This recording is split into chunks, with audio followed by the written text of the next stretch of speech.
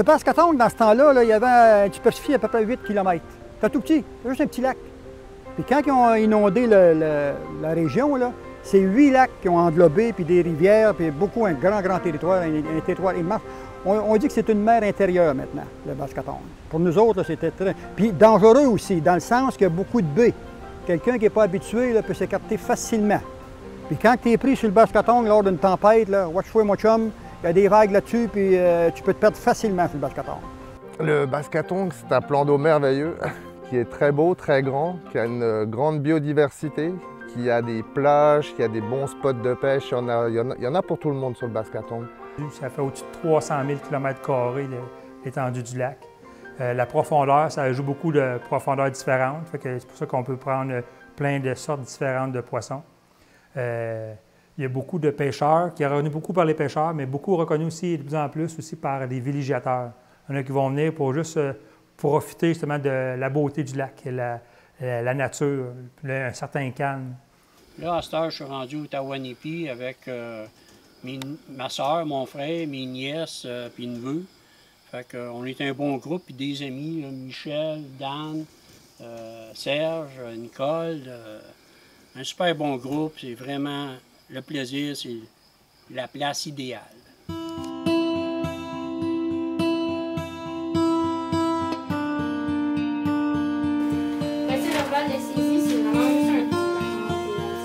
Vu qu'il y en a deux,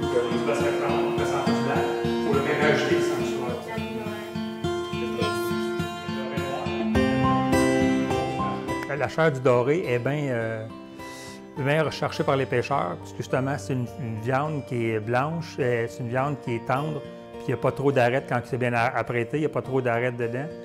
C'est bien recherché. Puis ça, dans les années 90, il y avait presque plus de poissons dans le Basque-Tongue, de doré. Il y avait trop de pression de pêche. Il y a eu même la pêche commerciale dans le temps.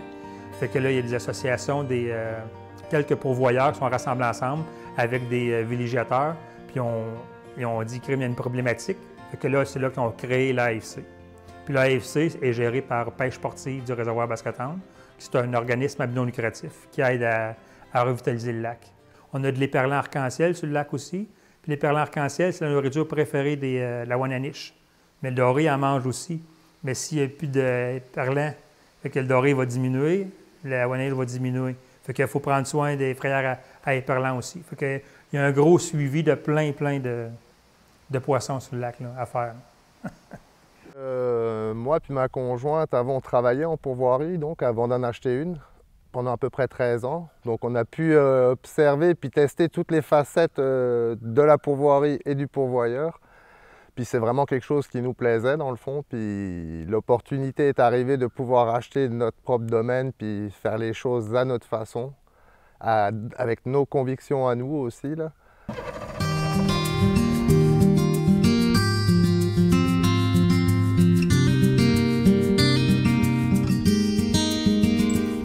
Faire un peu de traîne au bord, là, souvent c'est pas mauvais.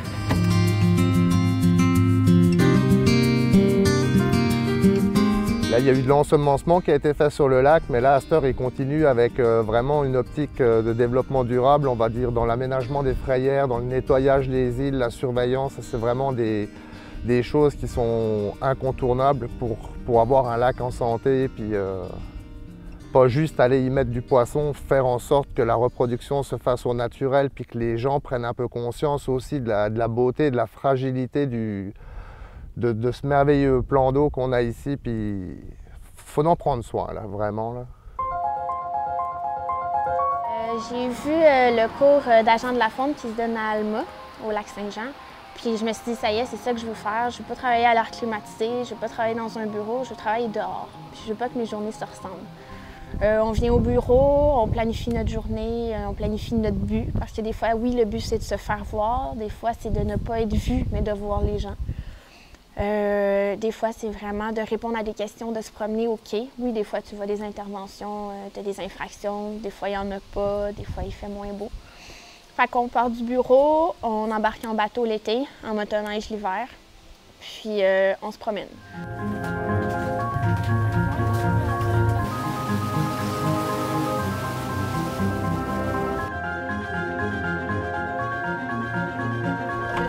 Est-ce que vous avez le permis de pêche? pêche d'autorisation? Ben oui, voilà.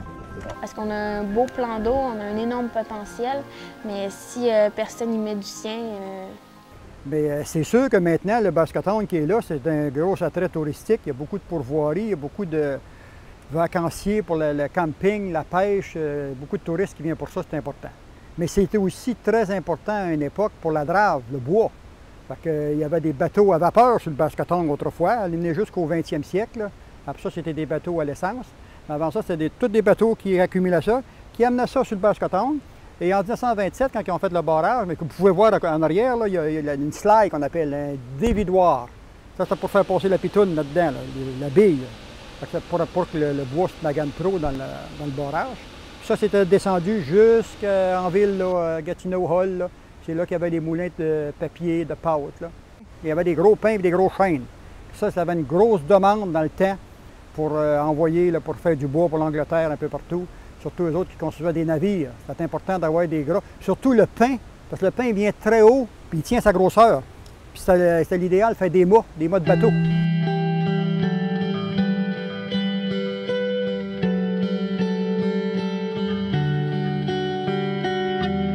C'est immense le territoire que ça a inondé.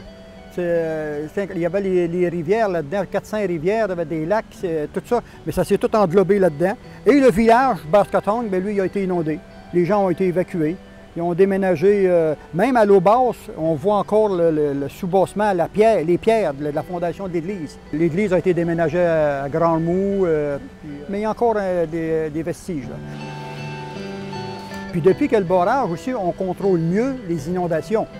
Parce que, par exemple, comme Maniwaki, il y avait souvent des inondations. Il y en a eu de 1917, 1919, je ne sais pas trop, 1924, 1936. Maintenant, on contrôle mieux parce qu'on peut plus retenir l'eau. Avant ça, l'eau y allait, puis s'il y en avait trop, bien, ça flottait. Quoique maintenant, ça fait quelques fois que ça inonde quand même, là, mais c'est plus contrôlé quand même. Là. Étant donné que le Bascotongue, le réservoir Bascotongue est géré par le niveau de l'eau par le barrage hydroélectrique, le barrage Mercier, le taux de marnage est de à peu près 15 mètres, donc environ de 50 pieds. C'est bénéfique parce que vu que le barrage est au maximum, il y a beaucoup plus d'eau, donc il y a plus de frayères. Mais quand il joue avec le marnage, mais il y a des années, comme cette année, au printemps, l'eau était trop haute.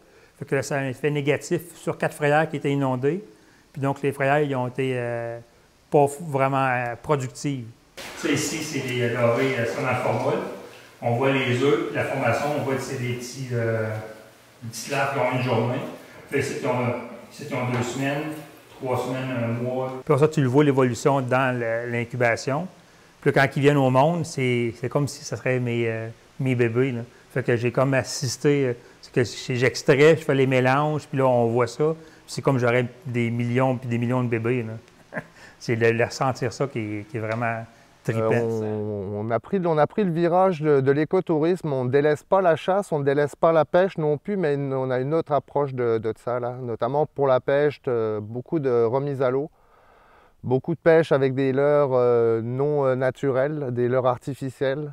C'est un peu notre vision vraiment de la pêche sportive, on va dire. Puis au niveau de la chasse aussi, avoir vraiment une bonne gestion synégétique parce que c'est une ressource très périssable, on va dire. Là, tout ce qui est gibier, tout ce qui est poisson, puis on veut vraiment faire attention à ça. Là. On est là pour un petit moment, puis on veut laisser de quoi de correct derrière nous. Là.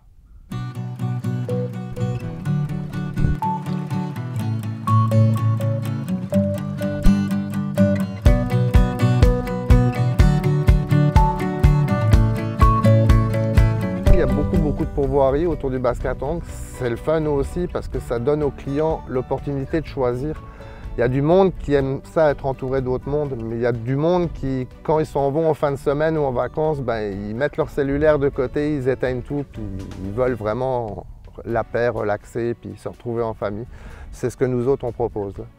On a eu des petites familles qui n'avaient jamais tenu de canne à pêche dans leurs mains, puis le premier poisson que le petit gamin il va sortir, là, c'est comme...